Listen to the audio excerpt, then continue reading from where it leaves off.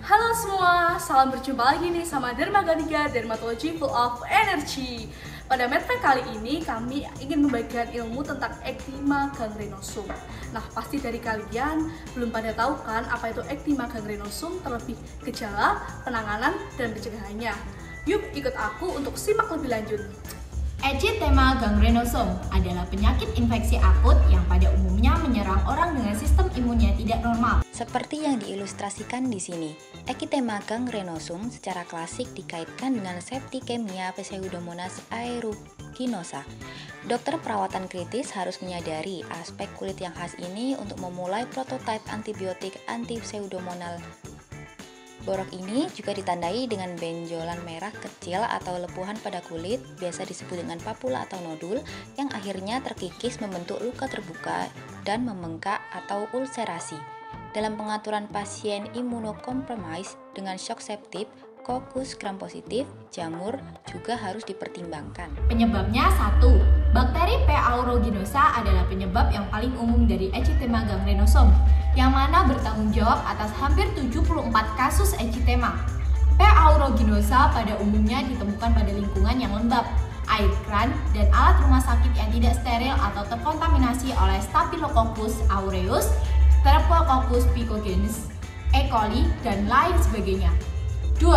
Higienitas, berupa kebersihan air keran peralatan medis yang digunakan. 3.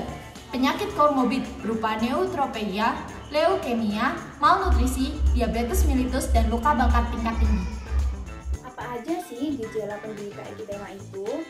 Di antaranya adalah yang pertama, lesi awalnya muncul sebagai makula merah tanpa rasa sakit, dapat disertai dengan gejala non-spesifik, termasuk sakit perut, diare, demam, dan gejala seperti flu. Yang kedua, lesi kulit kemudian secara bertahap akan meningkat dan menjadi papula. Yang ketiga, tahap selanjutnya adalah tahap lepuh hemoragi yang seiring waktu akan pecah dan kemudian berubah menjadi luka hitam yang dikelilingi oleh eritema. Yang keempat, di lokasi gangguan kulit akhirnya muncul ulkus nekrotik yang menembus.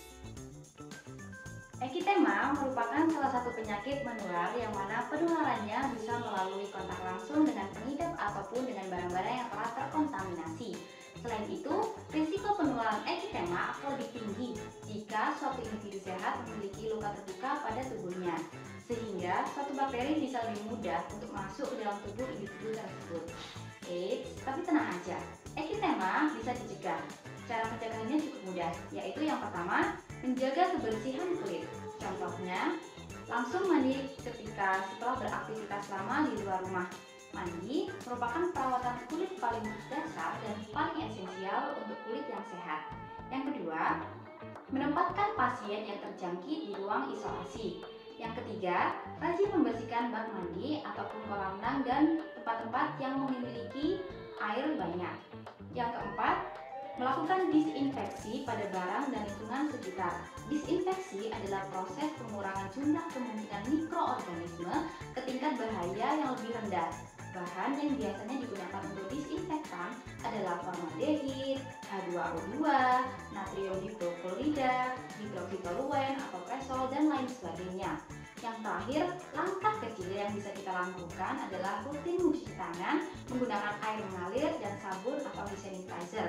Maka ini menjadi langkah sterilisasi untuk diri sendiri.